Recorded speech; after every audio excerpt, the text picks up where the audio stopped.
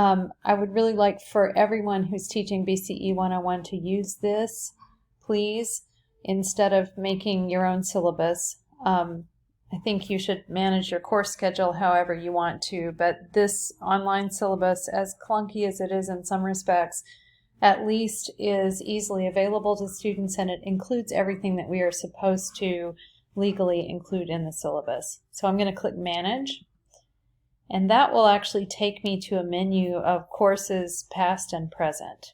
And so I'm going to look for my section for this coming semester, fall 2020, and I can go in here and view what's there. And because I have not built my syllabus yet for this term, it's going to give me the chance to launch the editor and create the syllabus. And you'll see that a lot of the material in here is just set piece and it's already provided for you. The contact information is actually pulled straight from the campus directory.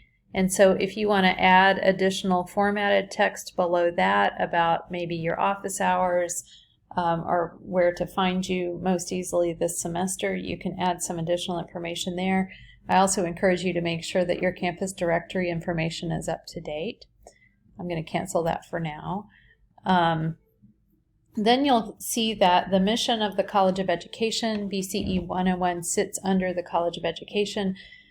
So we've got the college's mission statement, conceptual framework, dispositions about fairness and equity, the fact that there are no prerequisites, and a course description that comes straight from the catalog. Note that you don't have to provide any of that. That is all provided for you here.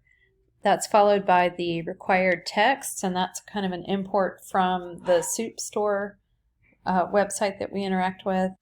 The next item down the list are course objectives. Those are optional, and we are not required to fill that in, but if you feel like filling that in and click on that, you'll be presented with some guidelines on how to do that. We do need to complete the student learning outcomes, and I will be providing you something in the box folder to use there. Also, of course, you should tweak and shape that to reflect your class. So I keep those student learning outcomes very high level and very rooted in our basic bird's eye view philosophy of this course. And so I'm just going to drop those in right here as an example. And I'm going to save that. Other course materials, I do not have other course materials, but if you have other things you need students to access, you can list those here. The outline of topics can go here, and that could be kind of an outline of modules. I'll leave that up to you. You could also,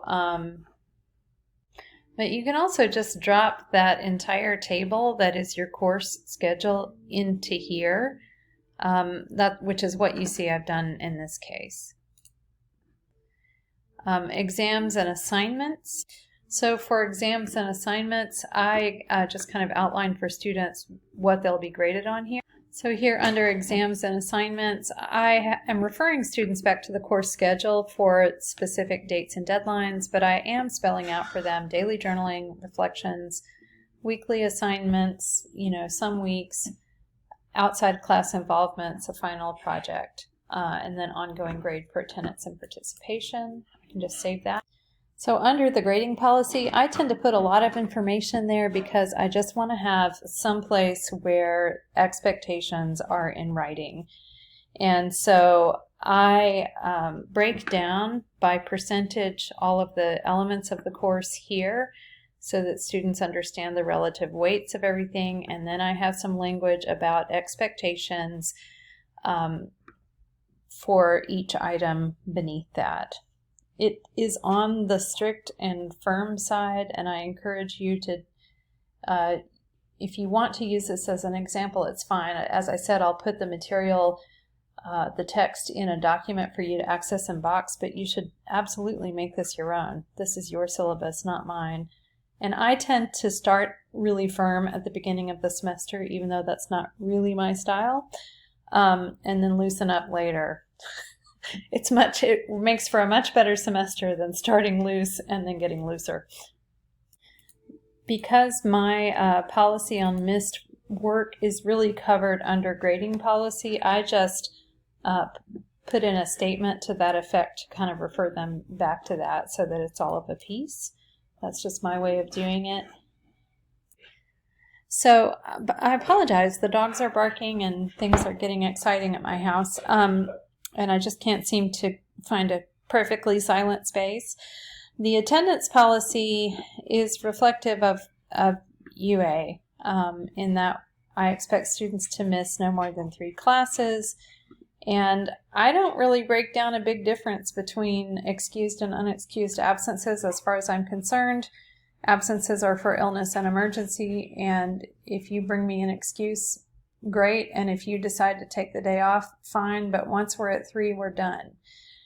Of course, we're also approaching a semester in which COVID is a reality, and some students are going to get sick, and some may stay sick for a while. So as much as, again, the attendance policy reads very strictly, and I tend to be serious about expecting students to be there, I fully expect to need to work with some of them who may be sick for longer and help them to get caught up.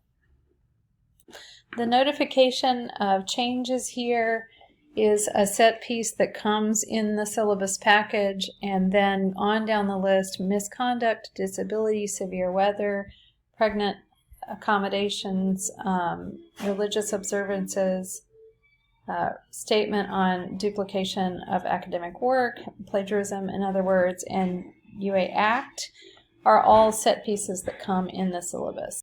So once I'm satisfied with the contents of my syllabus, I can actually come over here to the right-hand menu and click Manage, and then I should be able to publish the syllabus. It says I need to complete remaining required sections. Let me check on that.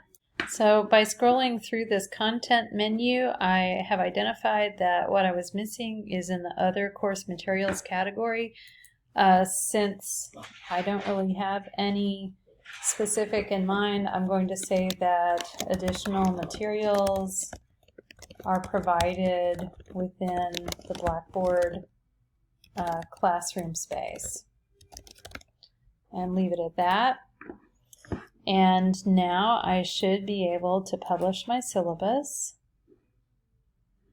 It now gives me a public link and a private link.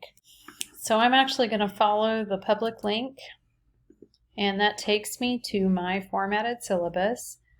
I'm then going to copy that link address. That is a link that is public, so anybody can click and look at it. And so I copied that address. And now I'm going to go back to the syllabus item in my course. I'm going to click this gray drop-down menu and go to Web Link. And now, instead of directing people to the generic syllabus area, which students could look up your syllabus there, but I'd rather just give them the direct link. So I'm going to paste in that address I just copied. I'm going to submit that.